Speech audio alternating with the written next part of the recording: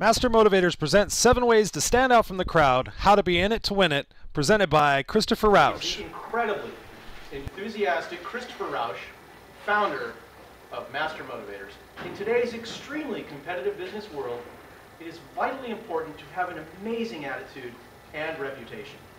Christopher is going to share with us 7 ways to stand out from the crowd. This takes attitude and a complete willingness to step out of our comfort zones into greater success.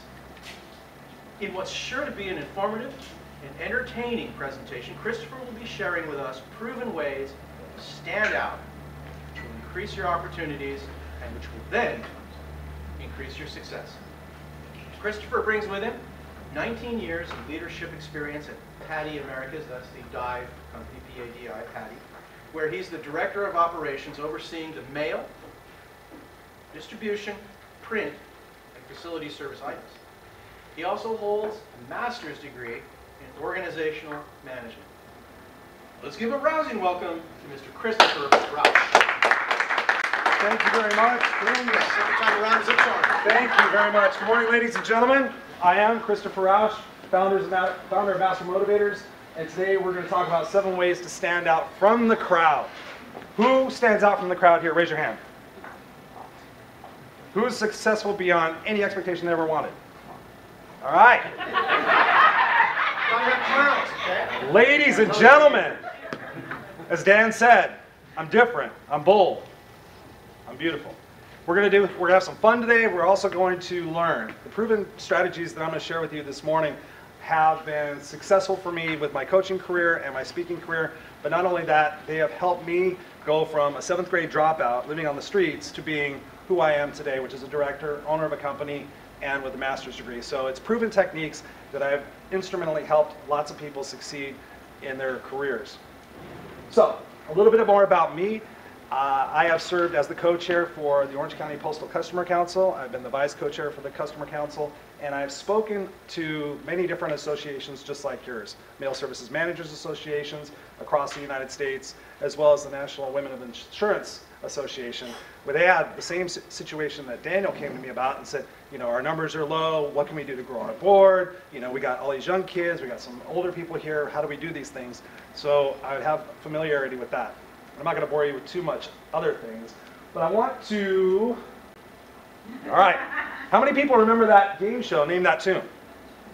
All right, well I'm going to ask you to stand up.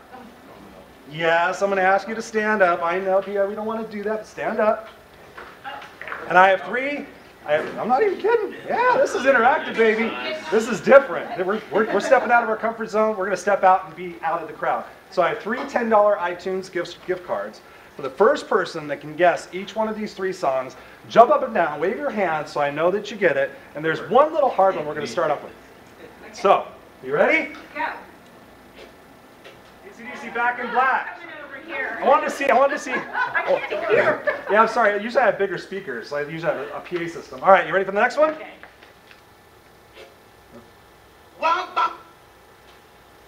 Tutti Frutti. I hope all of you guys get this one. You ready? Oh, Staying Alive with the Bee Gees. Whoa.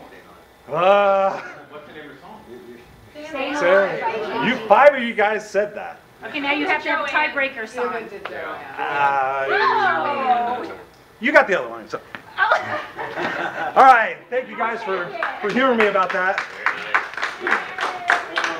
Good job. So, yeah. Got to get the blood moving in the morning. How many people wake up to music in the morning?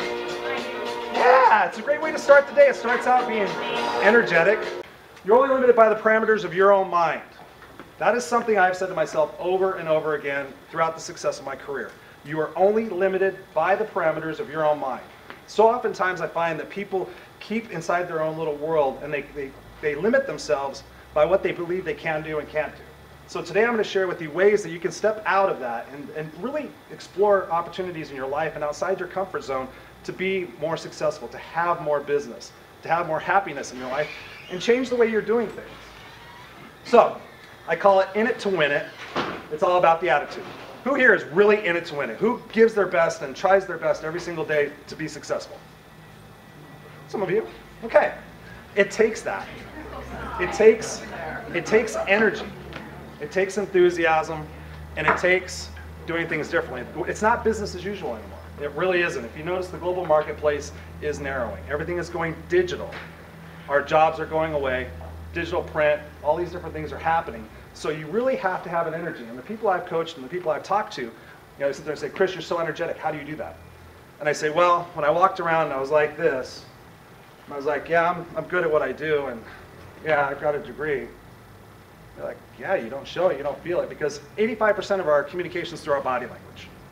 So if you're just walking around, hi, I mean, you could be the brightest person in the world, capable of so much stuff, but if you're not actually exuding that personality, the inner you don't have to be fake about it, but you really have to be in it to win it. So that's what we're going to talk about. When you change the way you look at things, the things you look at begin to change. Dr. Wayne Dyer, who was familiar, anybody familiar with Dr. Wayne Dyer? Phenomenal guy.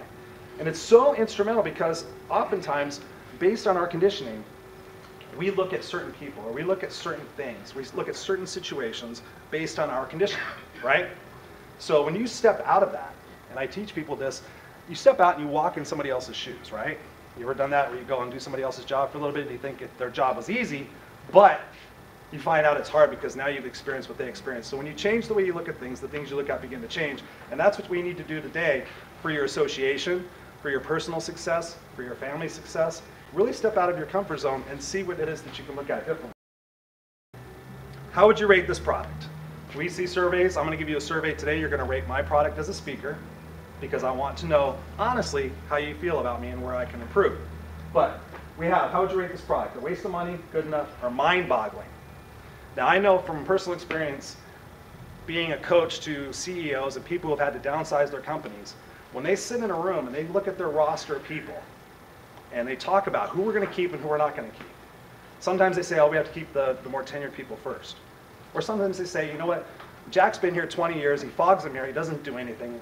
It's our opportunity to get some fresh blood in here. My point to you is, throughout your life, you want to be mind-boggling.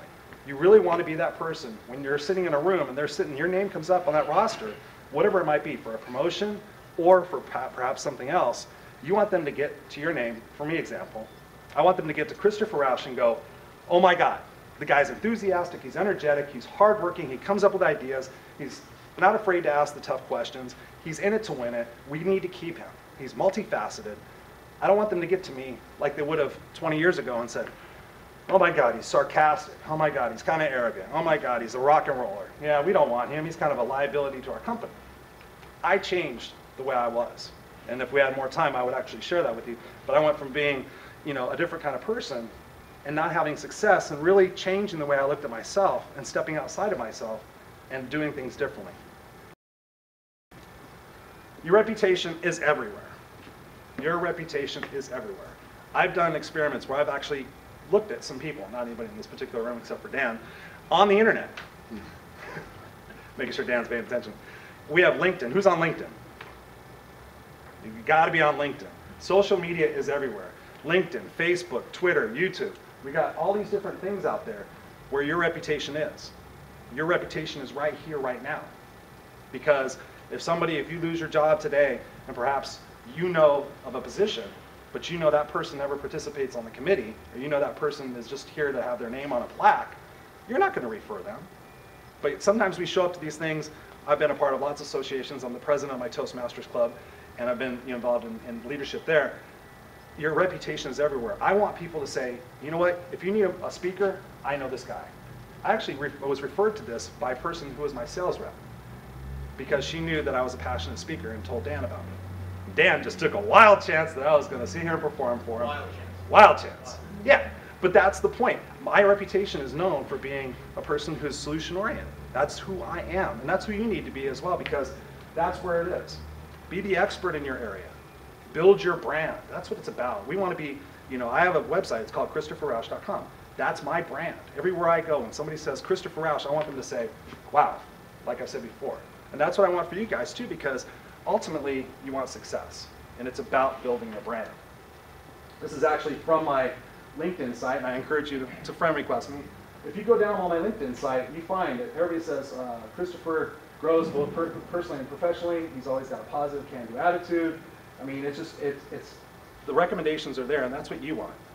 Now I want to ask you another question. How many of you who have LinkedIn have recommendations on your site that say what type of person you are, both business and professionally?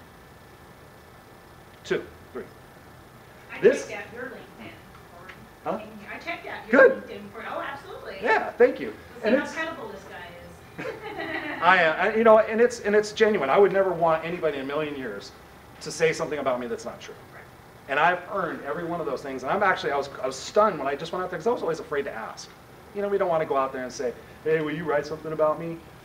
But when you're building your brand, your reputation, and you have people out there saying these things, I was blown away at what they said about me. I was really honored. I wrote them letters and, oh my God, thank you. But I earned it through the stuff I'm teaching you guys here today.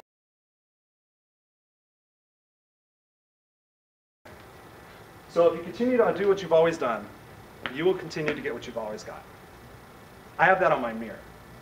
Because as much motivation as I am, and as energetic as I am, and the research I've done, the people I've talked to, I have thousands of books, thousands of videos, and I listen to podcasts. Sometimes I find myself 6 months, a year later going, why hasn't anything changed? And I really have to take a closer look at myself, because you practice what you preach, and I find that I've been doing the same thing over and over again. Insanity. So if you continue to do what you've always done, you'll continue to do what you've always got. So if you've got 1 account every month for the last 10 years and you need 5 accounts, look at doing things differently. If you want to grow the association, look at doing things differently. Dan's taken a chance on having me come here to do things differently. And that's important because, like I said, the world is shrinking really quick.